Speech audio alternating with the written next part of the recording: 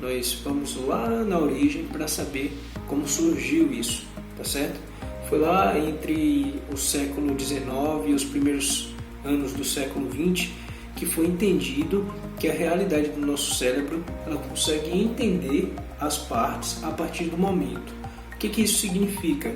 Que quando observamos partes de determinado objeto, de determinada peça, o nosso cérebro naturalmente junta essas peças para que a gente possa compreender o todo e não somente as partes. Para explicar melhor, queria que vocês dessem uma olhada aqui no slide que explica justamente isso. Na realidade, quando entendemos que a letra A mais a letra B aqui, elas são postas como objetos, tá bom? Como elementos. Na soma desses dois, naturalmente a gente pode entender isso como A mais B é igual a AB. Mas na realidade, quando a gente fala de Gestalt, isso não acontece. Por quê? Quando a gente une o elemento 1 com o elemento 2, ao invés de formar uma mesma peça, eles na realidade formam uma peça totalmente diferente, tá certo? Como a gente pode observar aqui, é como se dois elementos se juntassem e as partes de cada elemento formassem uma nova peça. Para entender melhor isso, tem aqui alguns exemplos. Como é que funciona a teoria Gestalt aplicada na nossa realidade? Aqui você consegue perceber claramente em que existem três objetos. O nosso cérebro ele consegue fazer com que todas essas pequenas partes aqui sejam entendidas como um objeto completo.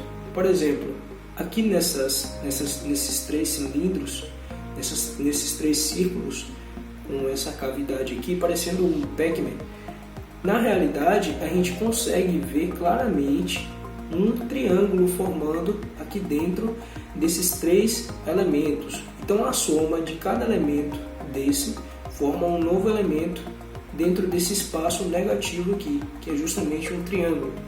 E o seu cérebro não entende cada um desses elementos de forma separada, mas sim uma parte completa de um triângulo.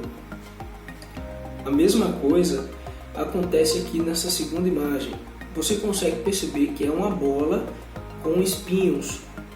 Você consegue ver aqui o contorno da bola de forma clara e assim o seu cérebro ele forma inclusive uma imagem em 3D somente com esses elementos cônicos aqui posto em cima dentro desse espaço negativo.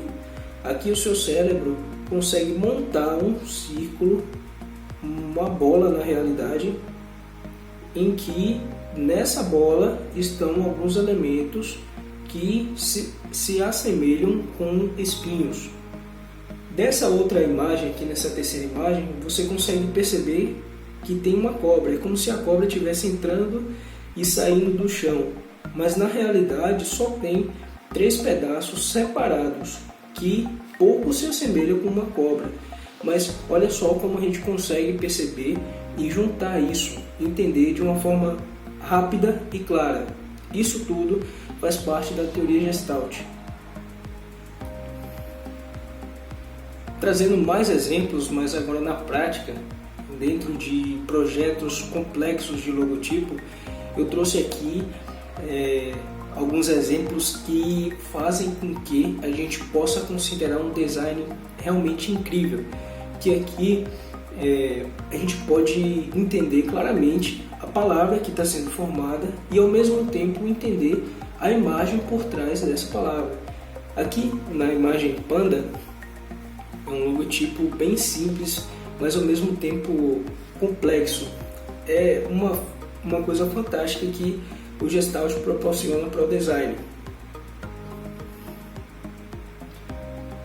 As letras P e A acabam formando uma parte do rosto de um panda e esses três elementos aqui completam a imagem, fazendo com que a gente consiga ver o rosto ou a cara de um animal que se assemelha a um panda, que é justamente o que a palavra quer dizer. Já aqui, não saindo dessa esfera animal, a gente consegue perceber que a palavra wolf, para quem não sabe, significa, traduzida para o português, é lobo. Aqui a gente consegue ver claramente que entre as letras W e O forma um lobo uivando, e dentro da letra O forma como se fosse uma lua, que é uma lua cheia, tem uma relação direta com essa atitude dos lobos, tá certo?